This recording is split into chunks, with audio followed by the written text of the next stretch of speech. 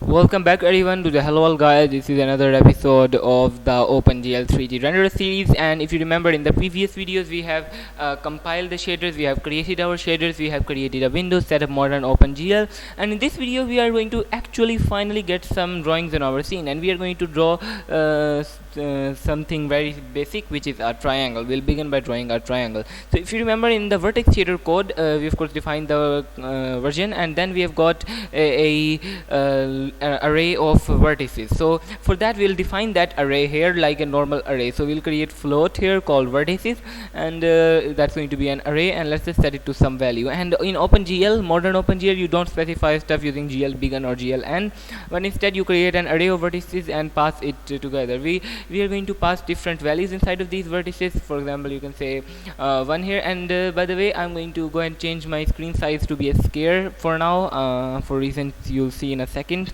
So let's make it 800 by 800, and yeah, that's awesome.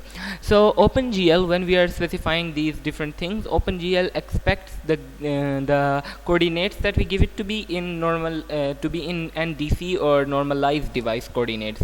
What that means is that it goes from -1 to 1 on each axis, x, y, and z. It goes from -1 to 1. Anything outside that is not considered. So what we need to do is we need to provide these vertices in normalized device coordinates from -1 to 1 on each axis. So let us say 1 here, and we need to define a triangle, and a triangle is going to have 3 vertices, and since each vertex is represented by a vector 3, this means our vertices array will actually be 3 here. So let's say let's actually first start with the negative, or no, let's actually start with positive x. So for x it will be 1 on it will be 1, so it will be on the right side of the screen, and we'll say -1 for the y and 1 for the z, or actually not, the z will be 0 since we are going to be drawing a 2D triangle. We are going to keep the z at 0, so let's just set that to 0, and that's going to work. And let's copy and paste that for the other vertex. This is like one vertex and we need 3, so let's add those. And the second one is going to be -1, and the y is going to be same, and this is going to be the left vertex. And for the top vertex we are going to say x0, and the y is going to be +1 instead of -1. And these are basically our vertices. So now in order to tell about OpenGL about these vertices, we use two very distinct things called VAOs for vertex array objects, or VBOs for vertex buffer objects. The vertex buffer object actually contains the data of the vertices, while the vertex array object is only going to contain information about that. So in order to pass this, we'll first create a vertex array object, which is represented by just an unsigned integer, which we can represent using a size_t. It's just like an unsigned integer. It's an index to that, so it's an index basically. So we'll create one unsigned integer called VAO, which we'll just initialize using the initializer list syntax. And for actually setting its value, we'll use GL generate vertex arrays, and we are going to only generate one, so we'll just pass in 1 here, and we need to pass the address of our VAO here, and that is going to generate the vertex array for us. So this is an OpenGL function here. And this vertex array is going to hold data about the vertex data, but it won't it's going to store like attributes about the vertex, but it won't actually store the actual vertex data. For that we will need vertex buffer objects, or VBOs.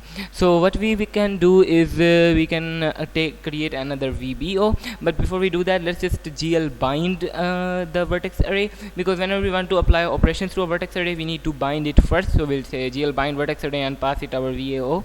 And for the actual vertex buffer object, let us create another one here called VBO, and that's going to be our vertex buffer object. And that is pretty awesome. Yeah, we have got that. So let's go and create like a GL generate buffers function, and actually call that function, which is like generate vertex array, but this time it generates a buffer.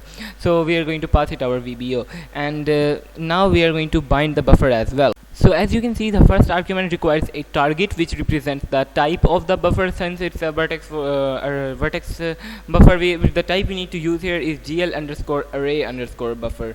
So we are going to pass it that, and for the actual buffer we'll of course pass the VBO that we have got. And after binding the buffer, we can actually apply them. And remember that we need to bind the vertex array first, vertex array object first, and then we'll bind the vertex buffer object. And for the actual buffer data, we'll say GL not bind, actually buffer data. So let's say GL buffer data, and for the target let's just pass array buffer. For the size we are going to say size of vertices, and for to get the actual size of the data, and then for the actual data we'll just pass vertices. And for the usage that represents how often or when we are going to change this data, we're going to say GL underscore static underscore draw, because in most applications we read the models once and then we just draw them as is without actually changing the vertices. So with that we have got our buffer data done. So how are we going to use this now?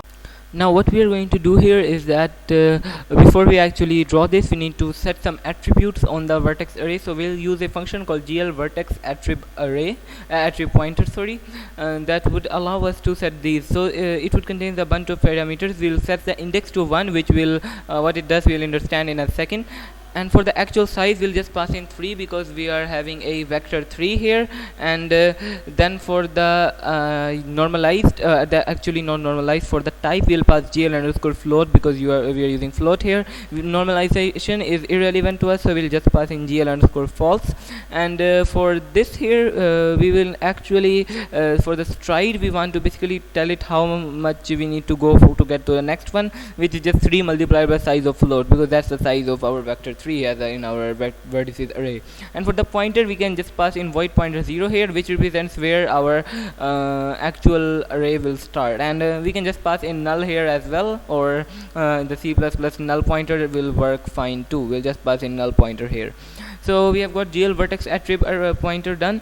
We'll need to actually enable this attrib array by saying GL enable vertex attrib array. And if you remember, we used this 0 index here, and the reason we used that index was to basically we are going to use this index here to tell it to enable the 0 index. And since we are only using the vertex attrib pointer once, we only got the 0 index, so we'll just pass in 0 here, and that is going to actually get it to work correctly. Now once we have done all of our operations, it might be a good idea to just unbind the buffer along with the vertex array, but it's not really necessary to do that. Let's just do that anyways, because it might be a good practice. So we can bind the GL underscore array buffer to 0, which means that it will be basically bound to no buffer at all. And similarly for the vertex array, we'll just bind it to 0, since it does not take any target particularly. So you might not want to bind the vertex array here, because we are going to have to bind the vertex array to actually draw it, but we'll just unbind it here and then we'll bind it later on. It's not really necessary, since we only have one thing in our scene right now, but as we add multiple shapes, it might be a good idea to just kind of develop that practice from beginning. So in the update we'll bind the vertex array, even though it might be bound already. Let's just bind it again, because in a real program we'll shift different things, and we'll use GL draw arrays to actually draw it. Now for the mode we're going to use GL underscore triangles, because we want to draw triangles. And mostly in OpenGL you should try to do anything you can with triangles. And for the actual beginning we'll say 0, because we are beginning from the 0th point, and we'll basically each contains 3 vertices, so we'll pass 3 for the size. Now before we run this program, there was a little bit of a problem in the last video, which is that when we were compiling the fragment shader, when setting its source and everything, I was using the vertex shader variable here. You want to make sure you are actually compiling the fragment shader and not the vertex shader again. So you want to make sure that you do that correctly. And once we have done that, there is one more line that we need to add here, which is GL use program shader, because we need to actually use our shader program to actually render with it. And if you remember, our shader has a yellow color here, so we should get a yellow color onto the screen.